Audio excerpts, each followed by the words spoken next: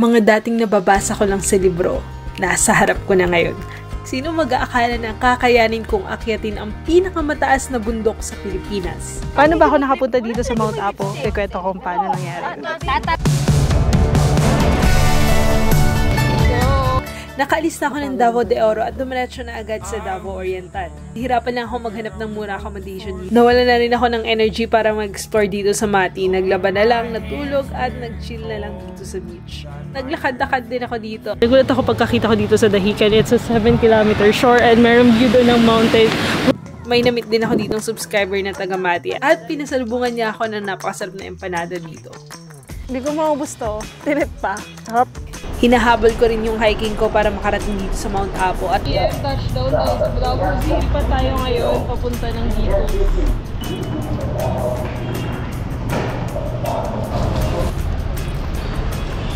Bumaba na ako ng Digos, minute ko dito yung kontak ko ditong si Marky at sabi niya kasi kapag pumunta ako dito sa Digos, Panabala sa'yo lahat. siya na daw ang bahala sa akin. Kaya tinulungan niya akong mag-ayos ng gamit, pinatuloy sa kanyang tahanan, at sinimula na ang adventure. Bali, a week before, ina-estimate ko na kung aabot ba ako sa hiking ko dito sa Mount Apo. Naningin na rin ako sa Facebook group na climber dito kung meron bang hiking ng ganitong araw. At nakita ko dito na meron sila kaunipaw, kaya nag-book na ako dito sa halagang 6,500. Kasama na yung 6 hosted meals nun, pati na rin drop-off sa Davao City. Alas 5, sinundo na nila ako dito at minute na ang mga makakasama pang iba. Hindi ko kilala ang mga makakasama ko dito at hindi rin nila ako kilala. Mga halo-halong taga-Visayas at Mindanao at ako lang yung taga-Luzon dito. Luz Bimin, diba? Mapapalaban na naman tayo sa Bisaya kahit gamay rap pa lang talaga yung alam ko. Kumain lang muna kami sa Kapatagan at sumakay na ng truck papunta ng jump-off. Siksikan pero nandito rin ang adventure. Meron nga palang 6 trails para maakyat mo ang Mount Apo pero Santa Cruz Trail ang napili ko dahil ito daw ang may pinakamagandang view sa lahat dahil madadaanan namin ang Mount Apo po. Mukhang marami-rami din kami nga aakyat dito dahil weekends pero mukhang magiging masaya naman dahil masaya rin ang mga makakasama. Kakababa lang namin ng truck at magsisimula na ang adventure for 45 minutes open trail. So dito kami bumaba sa may dam. It's gonna be a long trek ahead. Nagsimula na ang trail paakyat na may view ng mga rice terraces. Malamig din ang simoy ng hangin dito. So far kaya naman to and maraming community pa around at breathtaking view. Ito si Mama Bongga na kanyang pamaypay. Inyong i-judge kasi yung mga nakapayong na yan, sila pa yung mga hardcore kung tawagin. Assault pa rin ang mga daan at may mga ilang ding technical trail dito. Dito na rin nagsimula ang Mossy Forest at unti-unti nang lumalamig ang panahon. We're now pags in here. Sarap. I really love trail like this. Because nakawala ng pagod kapag malamig. Sabi nila itong day 1, it's not too difficult compared to tomorrow. So medyo chill lang siya ngayon. But still, marami pa ring assault. Look at that. We're now entering the forest. Wow. Ito yung makukuha mo kapag namumundo ka. Hindi lang pagod, kundi yung feeling na hindi ka lang nakatitig sa screen at nandito ka sa actual moment. Ninanamnam ang kapaligiran. At nakikinig sa bawat istorya ng mga nakakasama mo sa paglalakbay. Walang panghusga dahil hindi nyo naman kilala ang isa. Down Bugaanan, Onse, mga unata. Mga una. May mga ilan lang kaming katuwaan para maaliw ang sarili habang nagpapahinga sa Walang ulan ngayon kasi andito ako. May clearing bukas. Okay.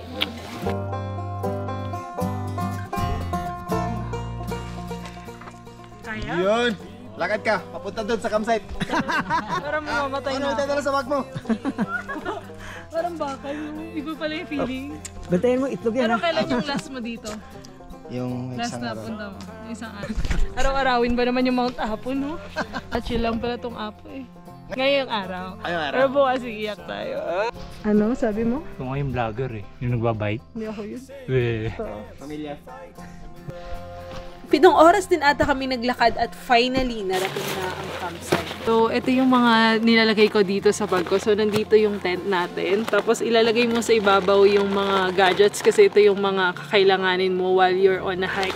So, nandito yung mga gadgets ko. Sobrang kalat. Pero naka-ziplock sila lahat. make sure i-ziplock natin kasi kahit na water repellent yung bag natin, hindi pa rin tayo sure. Yung trail food ko rin na hindi ko masyadong kailangan para sa kinabukasan, nandito siya. Tapos, drone. Kailangan natin mag-drone. So, nandito rin yung drone ko. Nandito na yung mga sleeping gears ko. I have my inflatable here, which is sleeping bag, which is just 680 grams. It's not. I also have my jacket here, which I'm gonna be using later because malamig. And my pillow. Ang gusto ko dito sa backpack na to is kaya niyang ma-separate yung dito sa taas tsaka yung dito sa baba. So dito ko nilagay yung mga kakailanganin kong damit pagkadating ko dito sa campsite. So ayan. Nakalagay siya sa garbage bag. Pero at the same time, kahit nasa garbage bag na siya, nakalagay pa rin siya sa ziplock. Wow, organized. So nandito yung gagamitin ko for tomorrow na hindi tayo maliligo ngayon. Susuotin ko na rin siya ngayong araw. Tapos nandito naman yung gagamitin ko for the next day. At yun, ibabalik ko na siya dito. Hindi ko naman siya gagamitin. Hindi ka maglagay ng mga essentials while you're hiking. Dito naman sa part na to, pwede ka rin maglagay ng mga pwede mong kunin while you're on a hike like headlamp. Tapos dito, pwede ka pang maglagay ng mga wipes. Yun. Tapos, dito naglagay din ako ng wallet and other essentials na pag kailangan ko while on a hike. At dito naman sa part na to, naglagay ako ng mga trail food. Yun yung mga easy access habang nag-hike tayo. And that's what's inside my hiking bag.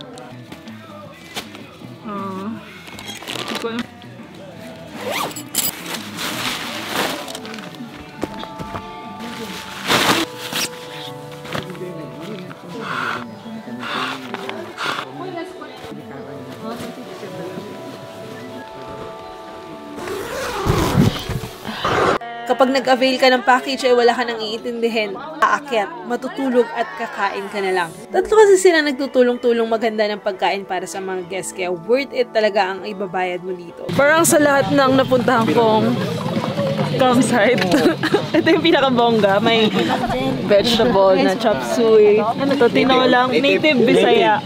Tapos yung lumpia kakaiba, may color coding siya.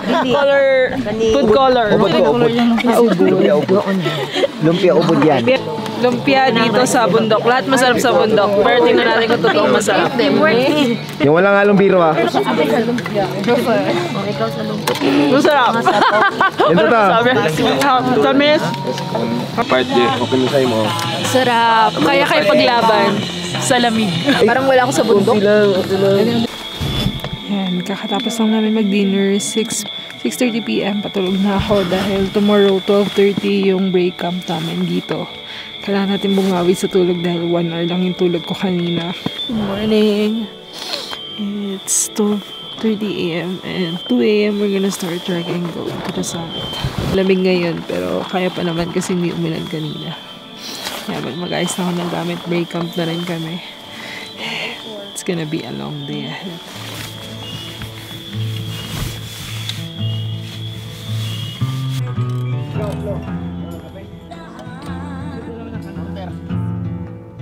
It's all only assault going to the boulders. Minutes na kaming sumasaka papunta doon sa boulders. It's all only assault pero kayang-kaya naman since madilim ngayon, malamig at maraming pahinga since madami nga kami. We're about to enter the boulders. This is the boulder space. So, papasok na kami. Medyo mag-aamoy sulfur na dito. Kailangan na natin magsuot ng tube mask.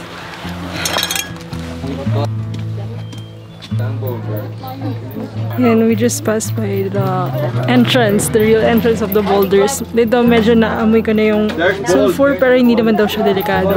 At yun, may sulfur vent na rin dito kaya may mga usok na sa taas. You can see it right now pero dito. So she's gonna climb Mount Apo. Oh my God!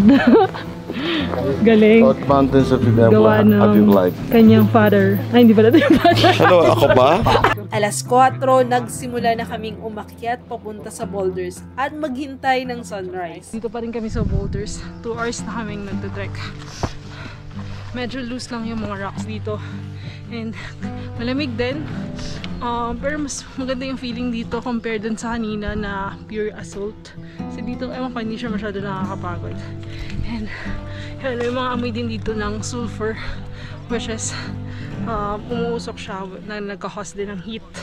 Malaking tulong din siya. After 2 hours of trekking, karating na kami dito sa boulders na ito namin yung view ng Davao City with sunrise. Pagkatapos ng 1 oras na paghihintay, nagpakita na sa amin ang umaga. Dito ko na rin nasilayan ang ganda ng bulkan ng Mount Apo. Napapawi ang pagod at hirap sa mga ganitong klase ng reward.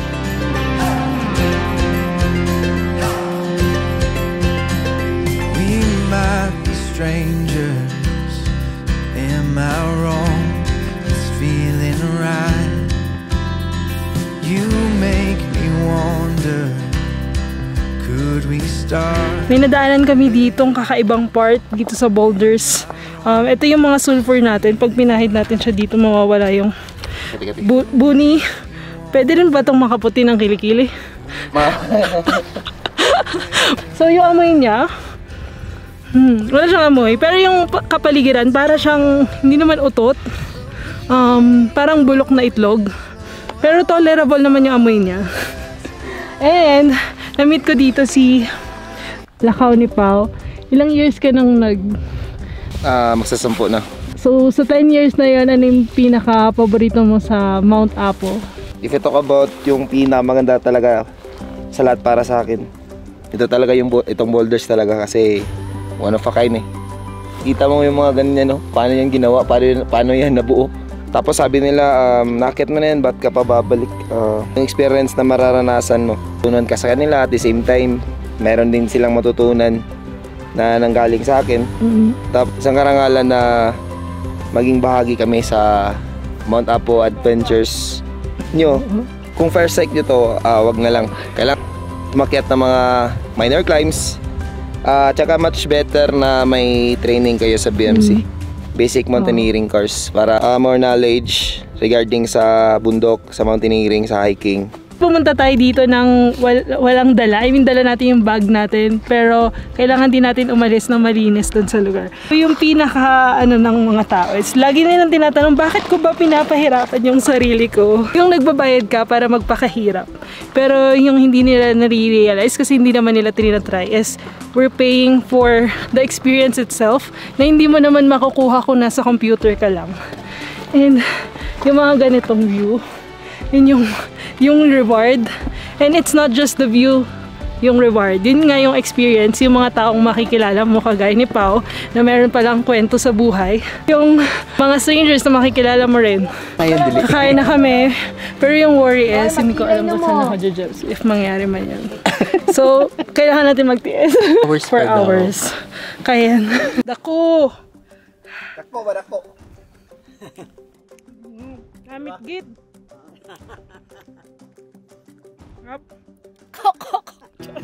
May mga nadaanan kaming trail dito habang paakyat ng bundok.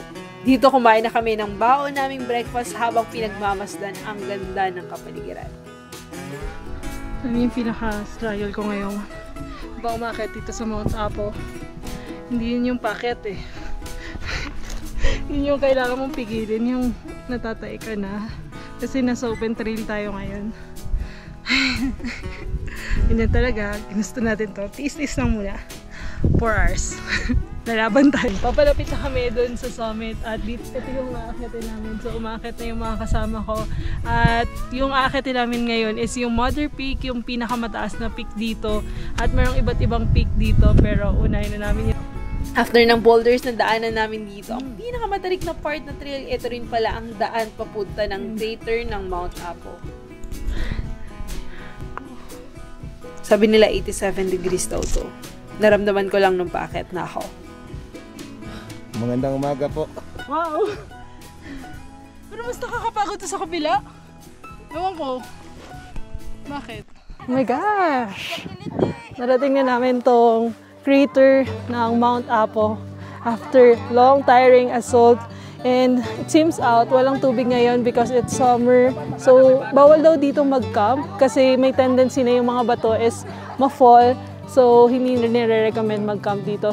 Nagpahinga lang kami dito sa crater at sinimulan na ulit ang trail papunta ng Summit Tigos side. Habang paakyat ng unang summit, nagsisimula na rin magluto ang iba dito para pagbalik namin ay kakain na lang kami. 2 minutes away. 2 minutes away from the summit. Dito summit. Hopefully may clearing ngayon. Hindi ko pa rin alam kung may clearing ngayon. Finally, narating ko na ang highest mountain in the Philippines. Hindi ko na-expect. Pero bago mo marating yung tuktok, lagi kong sinasabi to, it's a process. Kailangan mo talagang mag-undergo training. Nindot ka yung view dito. Although for me, yung highlight ng Mount Apo is going from the boulder. Yung being on top, it's just an add-ons. I mean, tao pa pala doon. May tao pa pala doon. Sorry. Oh my God. Parang mas nagustuhan ko yung view dito kaysa dun sa summit. Kasi ito yung tinatawag nilang saddle, which is, hindi ko alam kung bakit. Itong saddle, may akitin pa tayo isa. Peak. Yan o. Oh. Akitin pa namin yung peak na yun na magpapakita mamaya in bandang alas 2. Gutom na ako at buti na nag-serve sila dito ng buttered shrimp. Kasi sinong mag-aakala na nasa Mount Apo ka? Sinilo pa namin ang isang summit kung nasaan ang famous sign ng Mount Apo.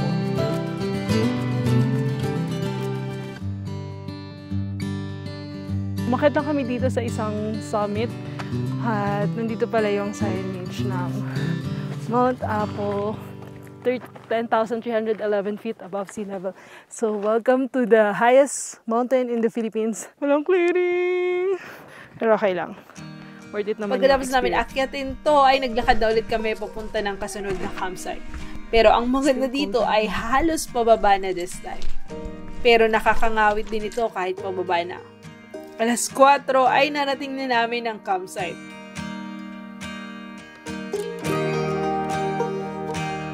Alak na ng sun. Bakit bota yung prefer mo? Naging ulan dito.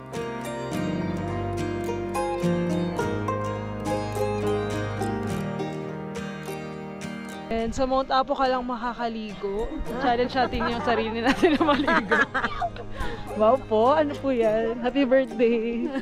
Mount Apo Ligo Challenge. Kahit na sobrang lamig, ay pinilit ko maligo para ma-refresh naman tayo kahit pa paano. Hi! How's your trip? Good lang. Can I take picture? Okay. Aside from relaxation, socials after a tiring day, ito yung maganda dito sa Santa Cruz Trail, you have more time to relax.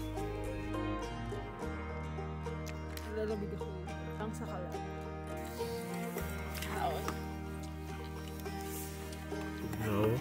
Pawala ng tugnaw, bulalo. Bulalo.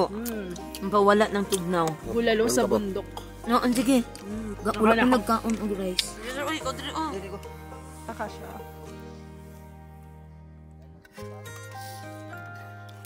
So freaking cold. Hindi ko alam kung ilang degrees ngayon.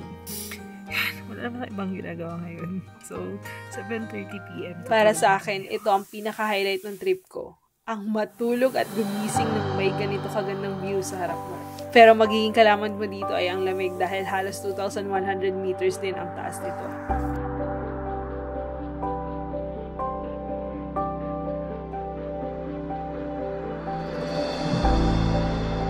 Pawi ang lahat ng nakita ko ang view sa harap ko pagkagising. Meron pang mga hamog na nagdagdag ng cinematic feels.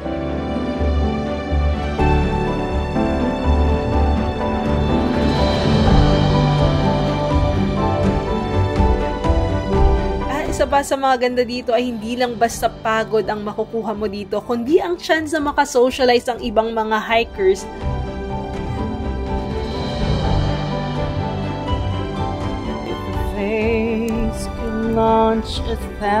May namit din ako ditong hiker mom na 60 plus na ay namumundok pa rin.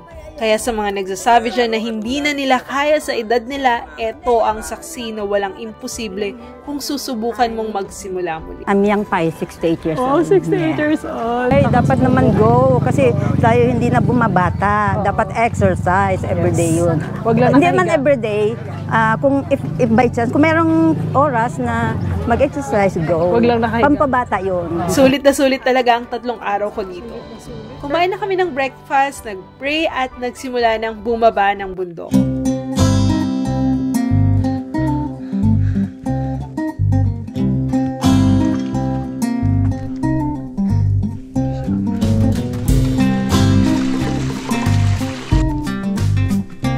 Kung akala mo pababa na ay madali na ang lahat, dito na rin nagsimulang mas maging technical ang mga daan. So, technical. Minsan pa ay kinakailangan mong sumuot sa ilalim ng tumbang puno. Yung first day, paakyat lahat. Second day, paakyat, tsaka pababa. Ngayon, I think, more patag and konting ahonan. I don't know. So, hindi ka naman maliligaw dito dahil may mga orange ribbon like this silang nilagay para in case may mga ligaw. Kino-close yung Mount Apo, mini-maintain nila na mas malinis at na-rehabilitate talaga itong bundok. Forest vibe yung dinadaanan namin dito, mossy forest. Yan.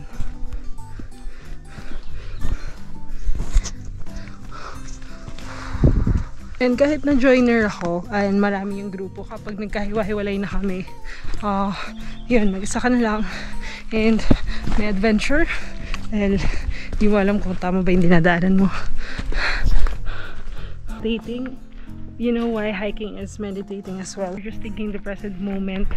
Ano ba yung kasunod kong tatapakan? Tama ba yung dinadaanan ko? Okay ba yung next step ko? So yun yung maganda kapag napapagod ka. Because your mind is occupied by the present moment. Wala kang ibang iniisip. Kundi, ano ba? Okay ba tong dadaanan ko? Tama ba to? Nililimutan mo yung mga thoughts na, yung mga overthinking na dapat iniisip mo ngayon because nakafocus ka sa present moment. And yun yung pinakagusto ko sa adventure. Like right now. Oh gosh. Yan. Yun yung pinakagusto ko sa adventure part. You're there with nature, living in the present moment. It's been 3 days na away from social media. And this is a way social media fasting. Wala pa ba nahulog dito? Wala Hindi, pa. may kape ka naman. Wala ka. Medyo nangawit na rin ang tuhod ko dahil puro pababa ang lahat. Nadaanan din namin ang Century Tree dito at Hago. Nung gabi. Yung gabi, malakas masyado ang hago ko. Sa puyi. Adobo lang ang tumatagal.